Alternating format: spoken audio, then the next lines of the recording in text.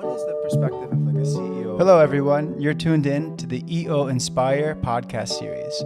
We call it Pour Out What's Special because we pour our guests their favorite drink and they pour out their passions for us.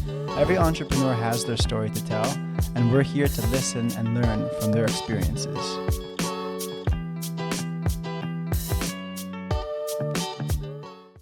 Okay, Carlo. Hey, thank Chris. you for coming here Anytime, again, man. anytime, man. Really anytime. appreciate it. Anytime. So, as you know, we've done already 3 of these episodes. Yes. Have you gotten a chance to see the first 3? I saw or a few of the them? others, and Very cool. I'm a bit intimidated. You don't need now to that be, I'm here because those are really good podcasts. No, man. This is going to be a great podcast, too. I hope so. So, like I said, we're doing like each podcast to represent one core value. Okay. And for you, we're doing Together We Grow because you have a wonderful foundation. Thank you. But before we talk maybe about the foundation, maybe we can get to know more about like you as an entrepreneur. Sure, Chris.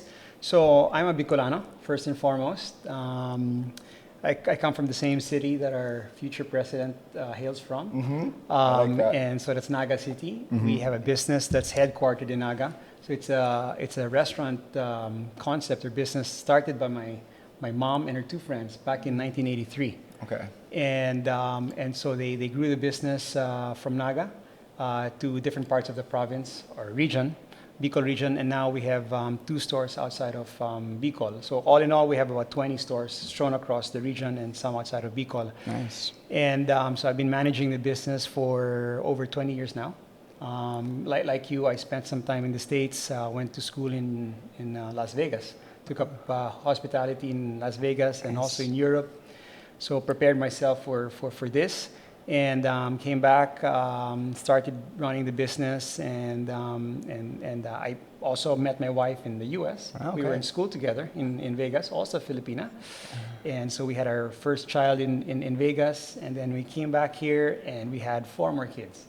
So I've got a big brood. I've got 5 children with my wife. Nice. And that's my short story. And when did you join EO? How many? Okay, EO came around in I think 2013 or 14, right? Okay. So that's about 7-8 years. Yeah. Okay. And EO has been a life-changing experience, not just for the business. Yeah. I think for my personal life as well. Personal, my community life has really changed because of EO. You're also in, if I recall, like the distribution of Havian, like the slippers as well, right? That's so right. That's another business. Do you run that one too? Correct. So we run the distribution of Havaianas for Southern Luzon, which includes Calabarzon and Bicol, and we've been doing that since 2005. So it's a business my wife and I run together. Yeah. And that's been a very, very good business for us and remains to be strong. Even during the pandemic. Yeah. And my wife is a chef, right? So we also have other projects on the side. We have a brand called Kerika, selling pili nuts. I don't know if you've heard of. I'm deathly allergic. That's right. I remember you told me about your allergy with pili nuts. Yeah. So remind me. Pili nut too. Remind me not to send you pili nuts for Christmas. Yeah. I'll send you something else. I was getting like a massage in Bicol after I like consumed those, because I didn't know it would be the same reaction. I'm allergic to peanuts, and then I just started getting hives all over my body, and I was just like, "Are you okay?" Is it really? I bet it's really good. I feel sorry for you. It is. But there's Bicol food I enjoy a lot, like well, of course Bicol Express. I love the food there. What's the stingray called? That's the stingray. Oh, it's so good. Yes, I don't eat seafood, so I don't remember now, but I know what you're talking about. Bicol Express. What else are they known for in Bicol? Kinunot. Yeah, I think you're talking about Kinunot. Kinunot. Yeah. Sounds about right. That's right. Okay, before we start talking too much about food, sure. When did you, because we're doing this about the theme of Together We Grow because of your foundation. So for 20 years you have been running the 2 companies or the multiple companies you're talking about. At what point did you decide to get into like a foundation, and can you tell us the story of why you did it? Sure. So Rika, my wife, is Filipina, but she's not from Bicol. Right, so she grew up in the deep south, in Davao. So she comes from Davao. So she's never really experienced any storm or typhoon in her life. Mm-hmm. They hardly get anything in Davao that's stronger than a strong rain, right? Yeah. Strong torrential rain. So when we moved as a family to Bicol in 2005, not very long after that, our move, we experienced a very, very strong typhoon. Mm-hmm. The Christmas after we moved there, and it was Reming. I don't know if anybody in your podcast will remember the typhoon. It was a Category 5 or a Super Typhoon 5, and it was so strong that it traumatized Rica. And right after the typhoon, needless to say, the whole region, plunged into destruction, and so we felt the need to do something. So as early as 2006, we mobilized and we put together a small foundation to help, people get back on their feet. Bancas.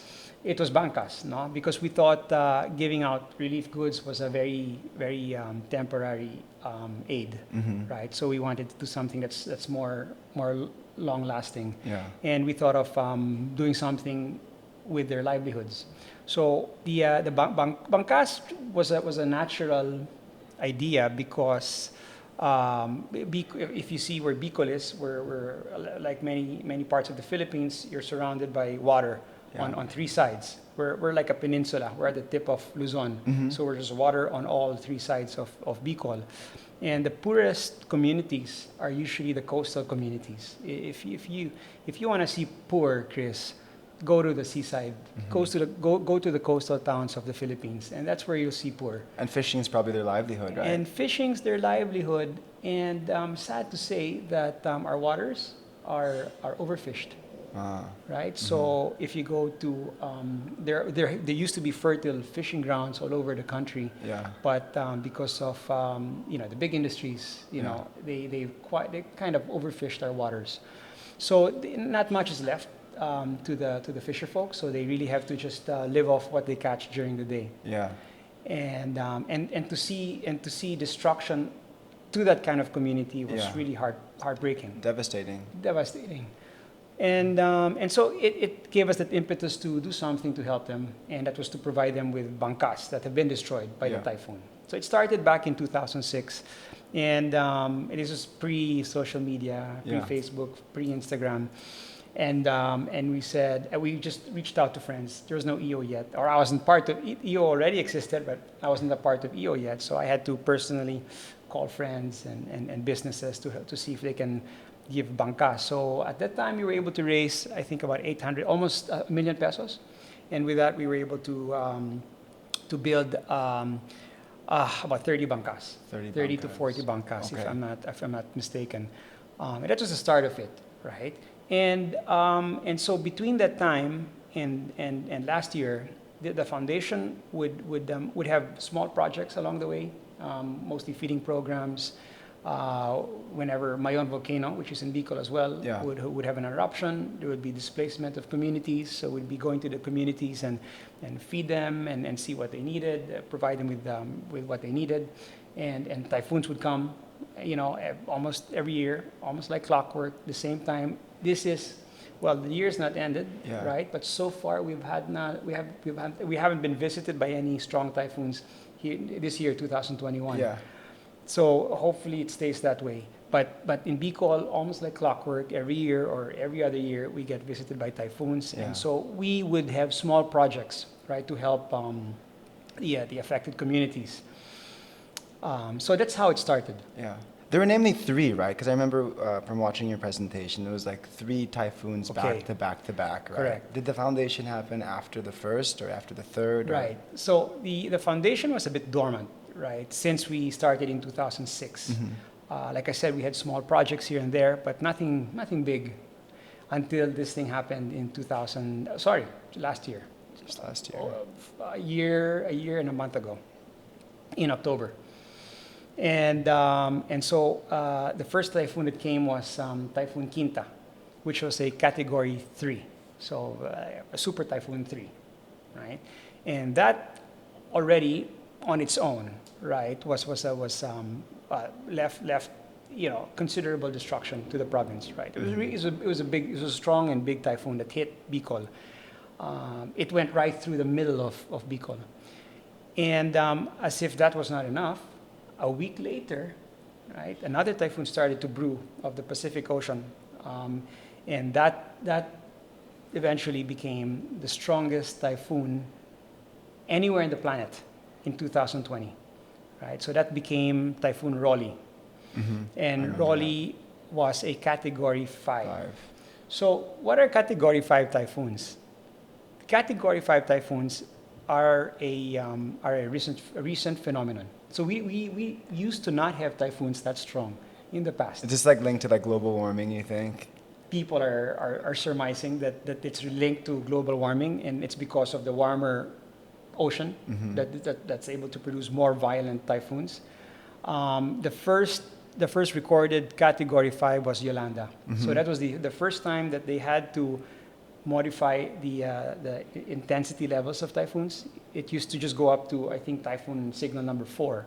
That was it. And just right after Yolanda, they had to add another one. So super typhoon level number 5. That's how Jeez. strong it was.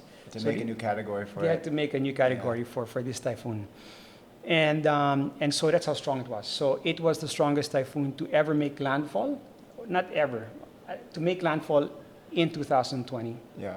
And it happened in the Philippines, and it happened in Bicol. Yeah. But what made it worse is that it came after a typhoon Yeah. a week before.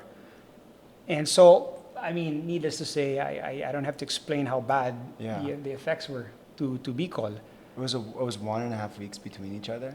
More or less a Those- week and a half. those That's right. So those more or less a two. week and a half. Those two major typhoons. Correct. Jeez. And just as we were trying to reel from the effects of the first two typhoons, Yeah. another typhoon started to brew and started to form off the Pacific Ocean. A third This is typhoon. number 3. This was number 3, right? So you know that they follow the alphabet, no? So Q, the first was Quinta, Q, and the next one is Rolly, and there are a few small typhoons that formed in between. But so the third one is Ulysses. So Ulysses formed over a week after Rolly, and it just I don't know if by design or just the coincidence of 3 typhoons going through the same path It's just so is devastating. really uncanny. We've never seen anything like that. Yeah. So almost all 3 typhoons went through the same corridor through the region, right? I mean, not exactly the same on the same line, but on the same corridor. So the third typhoon was not as strong as Rolly, but stronger than the first one, Quinta. Yeah.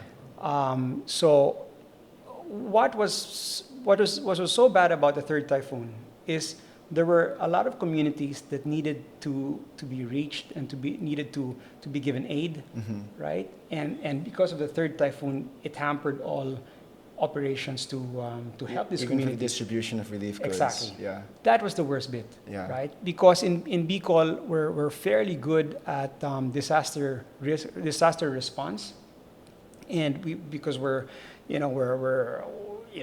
get this every so often, as I mentioned, no? So we're a prepared province for such a thing. Yeah. Our disaster risk management system is probably the best in the country, but having 3 typhoons come one after the other, it just really made things so much worse than it was already. The fundraising you did was from the private sector, right? Correct. Did you ever involve like the government and get their help Oh, too, or is it like kind of difficult? Okay, I hope no. Because we nobody- can't say anything too controversial, but I hope, yeah. if I can hope- just share, like when I was Sure. in Yolanda, after Yolanda hit, we visited Eastern Visayas. I visit all my distributors, and I just talked to like the common folk there, and they showed me how high the water levels were and how devastating it was. And I asked them what kind of support they got, and there's some people that made, unfortunately, like I think a lot of money because there's a lot of relief that came from all over the world, and maybe the distribution of those funds weren't super efficient. And I know people who lost their entire homes and got like literally like a couple thousand pesos, you know. And it's really sad. These are like cab drivers I'm talking to that are driving me around. So that's why I'm asking you. It's like, how do you? That's probably why you felt you had to take it into your own hands and do something and run it properly. And can you get the government's help while you're raising funds, or? Chris, you answered your own question. What can right? you say, Yeah, right? yeah, And that's yeah. why maybe that's why the private sector Yeah. has to do something, you know. Right. I can't blame the government sector. Yeah. There's just too many layers, too much bureaucracy, and just too many players, right? And so I've learned my lesson. I've been in the province for 20 years, helping the business, helping the community, And one lesson that was a lesson that I've learned that has made a very strong imprint on me is not to rely on government for these things, right? I think government employees or government officials have the best intentions, but it's the system. I think the system needs to be, it's broken. Right? It's a broken system.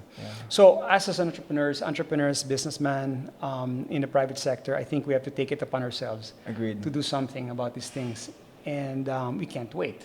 So I've always taken it upon myself to do it without working with the government. If I work with the government, it's for logistics. So if I have to go to a community to try to reach out to affected communities, it's really hard to do it without talking to the local barangay or maybe even talking to the local mayor. But that's the extent of what I can expect from them. Right? It's just receiving us and just showing us around. But not like raising funds. Raising funds or distributing relief goods. We do it directly. So basically, to tell my story with Feet of Hope, we started usually right after a big typhoon or big typhoons. After those 3 typhoons, the knee-jerk reaction is to go to the affected area and distribute relief goods. That's the first thing that you do. That's a logical thing you would do. Correct. They need the basic necessities. Water is important, of course. Sanitation requirements. Food, of course, shelter. So those are the basic things, and they have to be provided. So we reacted to that, and EO helped us make sure that they raised funds internally, and we were able to deploy funds that they collected into the region. Right? We gave out cash, and we also gave out relief goods, but. During the process of going to the province and going to different areas, what we saw or what I saw in the coastal communities in the different towns that we went to provide relief goods brought tears to my eyes. Right?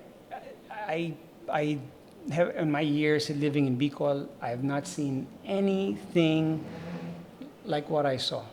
Right? The destruction was immense. Right? 3 typhoons, as you can imagine, will just really batter a province,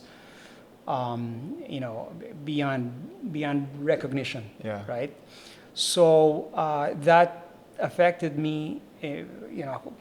Traumatized me, and I had to talk to my wife Rika and asked her. She was not with me, but I was, relaying everything to her, and so basically from what we saw, we decided to revive that project that we had almost 15 years ago, and to do this thing, right? But then the challenge was this was a year during the pandemic. People were also going through, financial challenges, right? So it would be hard to, we thought that it would be very, very hard to collect or to ask for anything from people.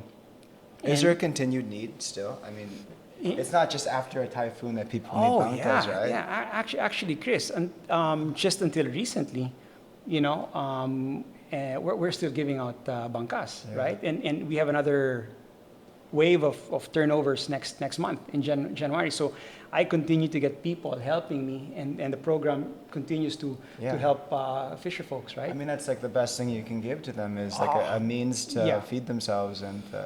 So what we found out, we tried to get the numbers of how many bangkas or how many fisher folks were affected by the typhoon. So the number was 2,000.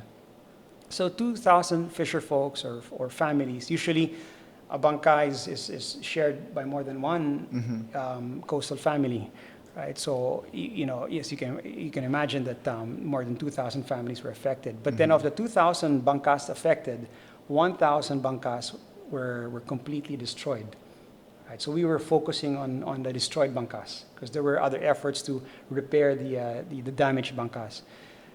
So that's what the program tried to focus on is to try to replace the destroyed bangkas. Yeah. And one bangka, a 25-footer, is about 50,000 pesos with a small 7.5 horsepower engine. Nice. Right, so it's $1,000. It's a nice round number. Yeah. Right, so I said it's a nice round number, and so the initial target was to raise 5 million pesos to build 100 bangkas to give out. Mm-hmm. Right, and so we partnered with WWF or the employees of WWF because as an organization they didn't really want to get into this project, but the employees wanted to. Yeah. So they kind of like formed their own civil group, right, yeah, to help the project. So they were the partners on the ground looking for beneficiaries, and I was a partner that looked for benefactors. So, I am very blessed to be part of the EO community. Mm-hmm. And naturally, I reached out to a few in the beginning.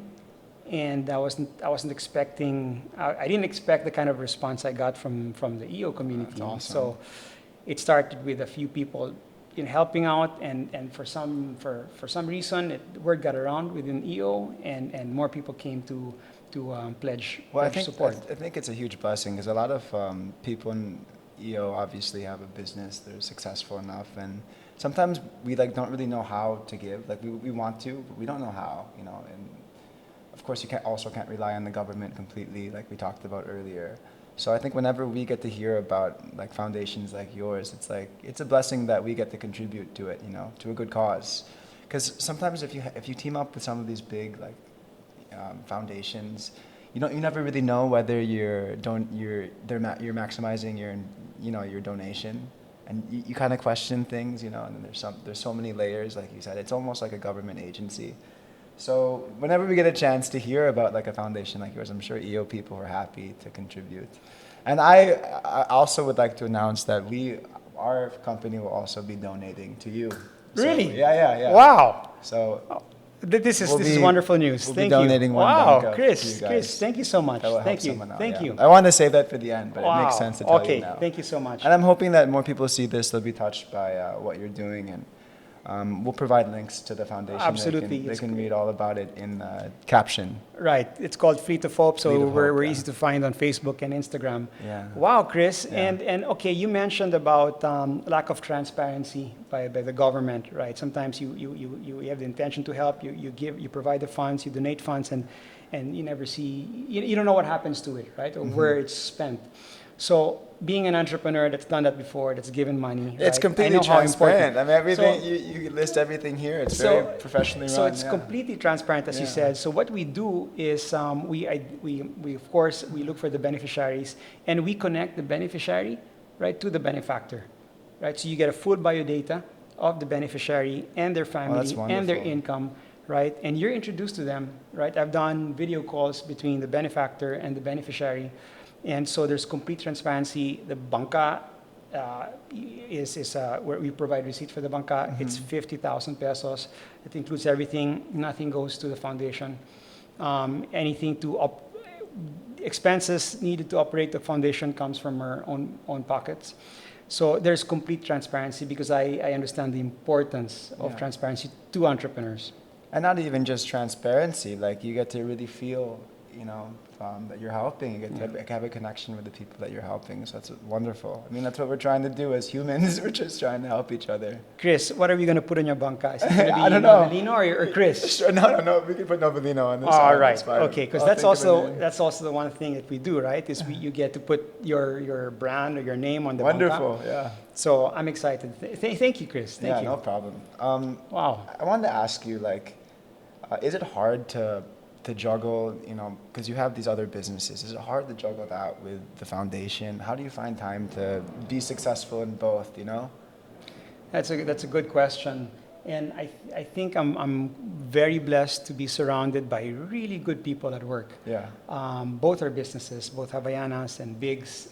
I was able to professionalize my business early on. Are you EOS? I am going to be in EOS next year. Okay. Remember, I asked you about Yeah, that. are you going to do Propel? I asked you about that, and you Yeah. said next year. I was too late for this year's For this Propel. year, yeah. So I'm going to try to do it next year. Do it, and if man. you're still part of the committee next year, please. I'm not in the committee, but I'm thinking about maybe joining it. All 'Cause right. I'm really passionate about that. Okay, It okay. really helped my business a lot. And I could see how that could be useful for more than... Like EOS is great because it's great for your company, but you can apply it to your personal life. You can apply it to multiple businesses. Or to a foundation as well. To a foundation especially, yeah. So I'm looking forward to something like that. But early on, I took my master's in entrepreneurship in AIM, which you know as well. So that's also taught me to professionalize our mom and pop business, right? Which I told you was started by my parents. So that allowed me to get into endeavors like this, to get into projects like this, without the business suffering from it. Yeah. So I guess that's the secret. Is my professor in AIM once said that when you're able to bring down your golf score, right, is when you know that you've become a good entrepreneur. Oh, I like that. Yeah, because you Right. have more time to play golf. Right. I like that. And your business continues to thrive or grow right at the same time. So that's when you know. They say the you've best done well. businesses are the ones that thrive without you being there. That's what they say. That's it. what That's they it. say. That's another way of saying it. So I'm going through the questions I asked you, but I want to talk more about like the need for business people to give back, because obviously you felt you needed to do that, and it took a calamity for you to see it. Obviously, right now there's many people in need, even more than like typhoons. We have COVID. We have all these problems. We have debatably low stimulus package for many of these people. We just lifted the shutdown, and I was looking at like the statistics. It was like 80% of Filipinos were living paycheck to paycheck pre-pandemic. So what more if you can't work? So people have needs right now. Do you have any advice for business people that want to give back, even beyond the foundation? Like, do we have to do something like what you did and put up our own foundation to make sure that it gets distributed effectively? Or is there a community of other people who do the same thing as you? I don't know. I'm just trying to help. It's a good question, Chris. And when I did this, I'm part of the EO community. I have two forums, right? So when I shared what I was doing with my forum members, suddenly they all started to feel guilty, right? Because they were not doing enough. Yeah, right? yeah. But I think it's unfair. It's unfair to say that we or all successful entrepreneurs have to find a way, from their, to take time from their own busy schedule to put up their own program or their own foundation and do something in this regard. I think it's not necessary. I don't think you have to do it yourself. We all have our own talents, and there are a lot of entrepreneurs that are good at generating business. Yeah. Right? And if that's what you're good at, then that's what you do. Focus on that. In a lot of ways, that's what EO people do, right? Correct. They help out other entrepreneurs. And entrepreneurs are the backbone of the economy. Correct. They employ the most people. Absolutely. Yeah. Absolutely. I was going to get to that, right? Because by creating more business, by scaling your business up, I think indirectly or directly, you're able to help the economy. You're able to provide more livelihood. So there is that effect, right? That I don't think you should feel the need, to do more than that. Now, if your business, feels like it needs to, or as an entrepreneur needs to have like help a CSR, more, yeah. CSR to help more than what they're already doing, they can choose a foundation, right, to help, and they don't have to do it themselves. I don't think that pressure is fair. But you did it yourself. Because I found out, Chris, that I'm good at it. Right? I'm good at it. And I found somebody else to do what they were good at, right? Which is to run my business. So I was able to find a professional manager, a COO, to run the business, and he does a better job than me, right? So he does that, and I do these other things, and I also, of course, take care of more strategic, matters in the business, right?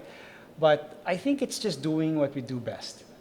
Yeah. And directly or indirectly, I'm confident that that's going to help. Mm-hmm. And did you feel like you had like a more of a sense of purpose with the foundation? Is that what motivates you? Is like having that like purpose? That's it. That's it. I was in my element when I was doing it. That's it. You said it. No? Yeah. I was in my element when I was doing it. Because Yes. I changed for my business, I mean, I changed my mindset completely on it just by, so we did like a market research study and we looked at like why people consume wine. And we found really it was to celebrate Christmas and their birthdays at home with their friends and family. And once I could get behind that, like that I was helping Filipinos celebrate, it made me so much more passionate about the business. And I really feel it's important for business people to have purpose, because purpose allows you to have passion. Wow. And I think you were able to find a purpose, an important purpose, and then if you have passion while doing it, then of course it's going to be successful. But I do think that like business people, fellow entrepreneurs, like if they're chasing profit, I don't think that's the right objective. Like your purpose has to be bigger, whatever it is, like you said. I like that. I like what you said about what Novelina does, right? Because I think you're a big part of every Filipino celebration. Mm-hmm. No? Especially right And now, Christmas. Especially right now, and, Yeah. and we need it, right? We need this time of the year because it's been a hard and challenging past 2 years, Mm-hmm. and if your brand contributes to that, right? And in the process, you also generate jobs and Yeah. all that. I mean, that's really a good objective to get around, Yeah. to be behind of, right? So I agree with you. But I like that 100%. idea what you said about how like that you don't necessarily need to put up your own foundation. Absolutely. Like the CSR can start with your own organization. It can Right. start with just your own company. Right. Having the right values, I think, is important for the company too. Okay, for No, I'm the good, man. for the I want to say it right, bancas. Am I Right. Banca. That's it. You said it correctly. So how do you distribute them? Like how do you find who would be the appropriate person? Because you said there was like 2,000 families Right, that were right. fishermen that were displaced. So, for an endeavor like this, we couldn't have done it alone. So the secret, if anybody's going to do something like this, right, my first tip is not to do it alone. To find different organizations, mostly private organizations or Yeah. NGOs, right? So we work with 2 NGOs. And one NGO is a group that we've been working with for other relief programs in the past, for typhoons and for Taal, for the Taal eruption back in 2019. Mhm. We partnered with them, and all the way from Bicol, we went to communities in Batangas, and we help distribute relief goods. So we have a partner that helps us with this. So they were one partner that we were working with, and then on the ground in Bicol, we worked with employees of WWF who helped identify the beneficiaries. Yeah. So it's a collaboration between groups. So that's key. That's Not the key. World Wrestling Federation. Not the World Wrestling Federation. It's What is it? it's a The World Wildlife Fund. Yeah. World Wildlife Fund. I get confused as well, right? So not to be confused with that. And so we try to do it with groups like that. And once we've identified that, where the bulk or the majority of the affected beneficiaries are communities, we zero in on that. And we look for a local boat manufacturer because we want to keep the economy local, Yeah. right? Because by helping a local boat manufacturer, you also help the community. Oh, so they're the Right. ones also making the boats. Well, we thought of that. Yeah. We thought of that, but so there's also a thrust to veer away from wooden bangkas because of the environmental consequences of wooden bangkas. So Is that bad? I would think. it's bad because we'd have to chop down trees, Okay. right, to make these wooden bangkas. And so the government or the BFAR, the Bureau of Fisheries and Agriculture, Aquatic Resources, sorry, they have started to advocate the use of fiberglass. Right, so we were able to find a supplier in Bicol that made these fiberglass boats. Is that a better material? Oh, too, for a much boat? better. I would think it's better than wood. Much better, Yeah. much better. So it lasts longer. It's more durable. It's easier to make as well because they're just molds, right? And so much superior, right, in every sense. Yeah. Helps the environment. So we found a local manufacturer. Oh, and by the way, so I told you earlier that the initial target what was to only build 100 bangkas. 100, yeah. And I'm glad to say that as of a month ago, we have already given out 154 bangkas. Yeah. Right? Now 155. 155, including Chris's, thank you, and including Novelinos, and which you will be included in a turnover that we'll be doing next month in January. So we're Okay. giving out 7 bangkas. Yours will be the 8th, Nice. right? So, and hopefully by the time we get more donors, right, to hopefully bring it up to 15. Yeah. And so we surpassed our initial target by far, right? By more than 50%. Yeah. And it continues.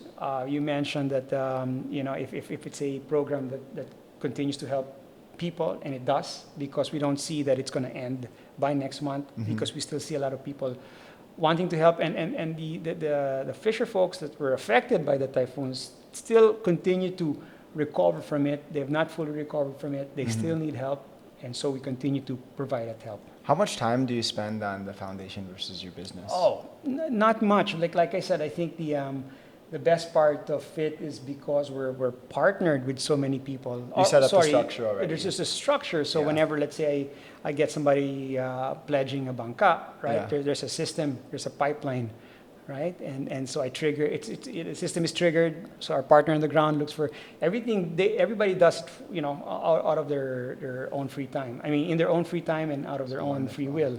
So nobody gets paid in the process, right? So somebody, our partner on the ground, looks for the beneficiary. We have a partner that talks to the bangka manufacturer, and I facilitate the collection of the payment, and I remit it to the bangka manufacturer, well, if you can make it to the turnover in Bicol, that would be fantastic. I'd love tell to. you when.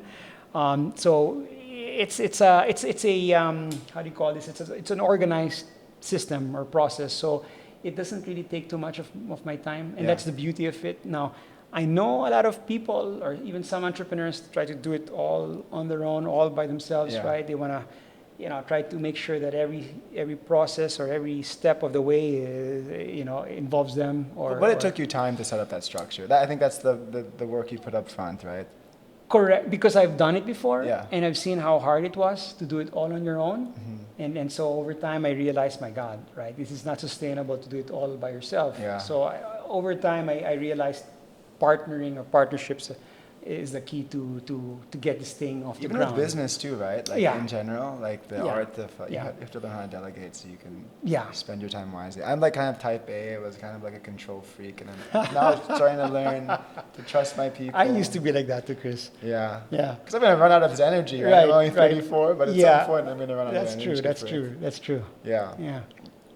So how about like COVID during this time? Like, has COVID impacted your community poorly? Is it like much of a concern in the province? I just came back from Apo, and we were like in these like small mountain province areas, and I mean, it doesn't even seem like it's really there. It doesn't, no one, or at least no one's wearing a mask. Is it a big deal in the province? I was gonna say the same thing. Not really, if you go far out in the in the remote towns or out in deep areas of the province, no, I think be hard for COVID to they're get not there. as affected, by all that's happening here in Manila, or at least in the suburbs or in the major towns of the Philippines. They're not as affected. Yeah. Life kind of goes on. Just goes on, continues to go on normally. Yeah. It's very different. I would love to get your perspective on Yeah. this whole thing with COVID. Of course, now we're starting to loosen some restrictions economically, but what's like your perspective on how it should be handled? I mean, I hated the face shield. I'm glad the face shields Yeah. are gone, but only because I don't think it actually really helps that much. Yeah, I But heard like, it too. mask up, is that Right. enough? Should Right. we live in fear? Should we shut down everything, or should we open everything, let it run its course? There's so many different perspectives on it. Okay, you wanna hear my perspective, Yeah, Chris? yeah. So I you do. were also just in the States I was. recently, and I just came back from Europe, and I got a glimpse of how life can be, right? Yeah. How we can live. You have to live a semblance of a normal life, Yeah. right? In the time of COVID, And I think I've realized that we can't fight COVID. I think there's no way to fight COVID or anything that will come in, if not now, in years, in the future, years to come. I think the key here is to live with COVID. Agreed. And in Europe, at least, I've seen how they were able to try to go about normal life, right? I have 5 kids here in the Philippines, or some of them have gone to the States, but Are they all vaccinated? they're all, well, the ones that are over 18 are vaccinated. The younger ones, I have 2 that can be vaccinated, because 2 are between 12 and 18. They can be vaccinated. I'm trying to find, I'm trying to get them vaccinated, but I was just able to see how life can be normal, right? If you know how to live with it, right? And that's something I don't see the Philippines trying to manage. We're still trying to fight it. We're still trying to hide Yeah. and wait for it to just to go away, right? And start coming out of our holes when the whole thing just blows over completely, which I think will never happen. Yeah. We have this new strain that's lurking around.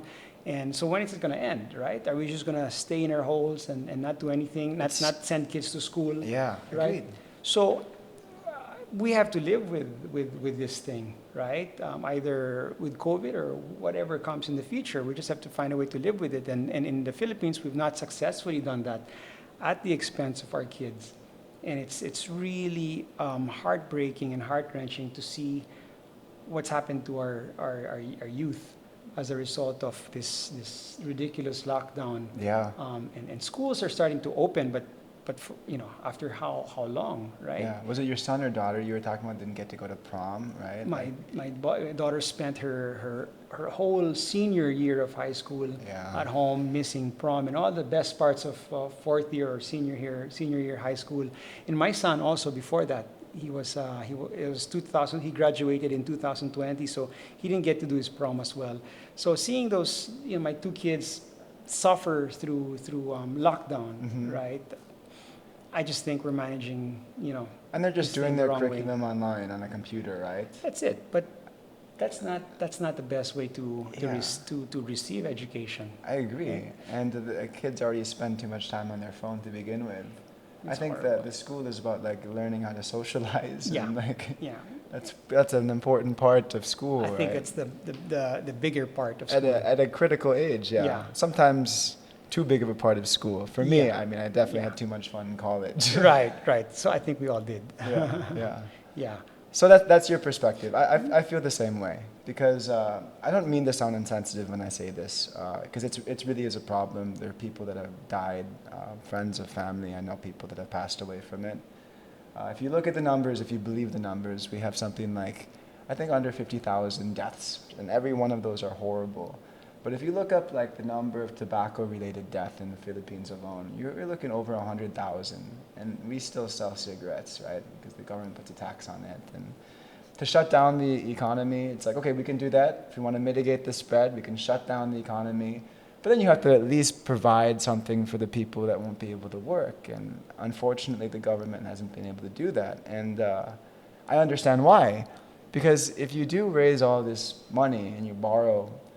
And is that really going to be distributed properly? Like you've Yeah. so it's probably a good thing that you just protect the currency. Right. So Right. it comes down to the for me, it comes down really to the private sector. These business people that will give back, try to keep their employees employed while they can, assuming they can continue the business, and then give more. Because that was what I was saying. Like we can't rely on the government. If there's not going to be stimulus or not much stimulus, then those who have means need to give back. I mean, well, can't force them to, but Right. that's the best way they can help, I Right. think. And then food. Everyone, at the beginning, everyone was obsessed with like PPE. It's like, forget PPE. Like, what people need is to be able to eat. These are people that are living paycheck to paycheck, and they lost their access to an income. So that's what I say. I say the government came back from the U.S., the mask is like more a political statement than anything, unfortunately, which is so stupid. But they've learned to live with it. And their economy is That's actually key. thriving, I think. I think that's the key. So yeah, We have to live with it. They have a lot. The thing is, they have a lot more cases than us per capita, like a lot more, Right. if you believe the numbers. And they also, so then you would think it's not as big of a concern here, but they also have more hospital Correct. beds than Correct. us. Do you remember going outside of St. Luke's? It's like completely full. Right, It's like right. so sad. Right. Well, I understand that, and this could be a long conversation about it. But I think the government could have done much more. Yeah. Right. I don't know if we're allowed to say that though. I hope Right. that we don't Well, So obviously, yeah. you referenced the future president The being future- from your hometown. Yeah, from So my hometown. I think we know who gets your vote. Yeah. Well, Uh, I don't want to politicize this. Yeah, but you know, this you know her. this I mean, podcast. Yes, we know her personally. Naga is a small community, and we've known the family. Her late husband, when he was mayor for several years, so we know them quite well, and we're obviously we're supporting her bid for presidency, and I think she's got a very strong chance. Yeah. You never know, though, right? Yeah, Like, you never know. you don't want to peak too early either, right? Historically. Exactly. We see that in the past, right? So you wanna get there slowly. You wanna see your numbers grow slowly, and not go up peak too soon. And usually those kind of die down. So yeah, we're hopeful that we see change. Yeah. Right? We just if it doesn't come in the form of our her.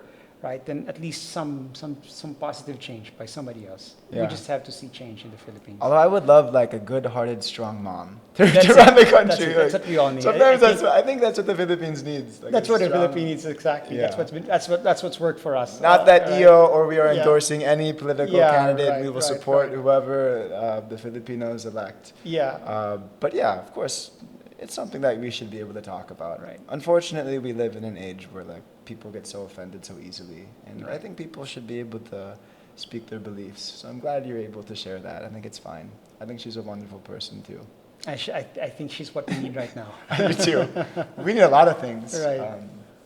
What I also think we need on top of course, we want to fix the whole corruption issue in the government, but we also need investment in infrastructure because our people do need like proper roads, and we just don't really have that. The last administration, I think, did a good job building it, but I think it costs a lot, in We between. borrowed a lot. We borrowed a lot. PPP was working, by the way, with the private sector. the private sector worked, Yeah. but our president right now had different ideas. Yes. Right. Can't say anything bad again Right. about that. Right. And then education is what we need, so that our democracy makes sense. If I were to be elected president, Yeah, that's the first Carlo's thing. running for That's the president. first thing I'll do. It's the best investment you it's could the- make. Right, and the thing, the problem is because of our system, we have a very myopic, what do you call this, view of development. Yeah. We only look at our term, the next 6 years, when we're senators or presidents or lawmakers or Congress. So we don't really look beyond those 6 years, and that's the problem.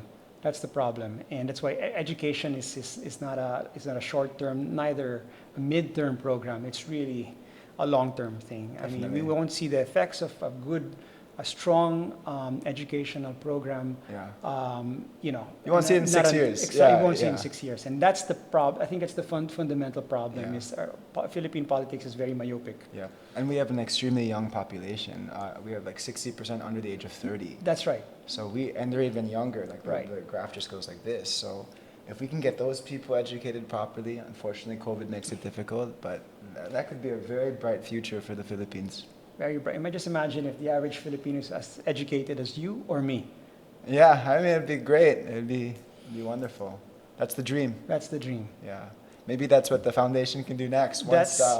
Once they get their fishing needs. Right, they right. can That's also- true. It's a big endeavor, right? It's a big endeavor, and we've started our efforts to help education, but it's really we need a bigger program, right? Yeah. To make something happen. Yeah, it's wonderful.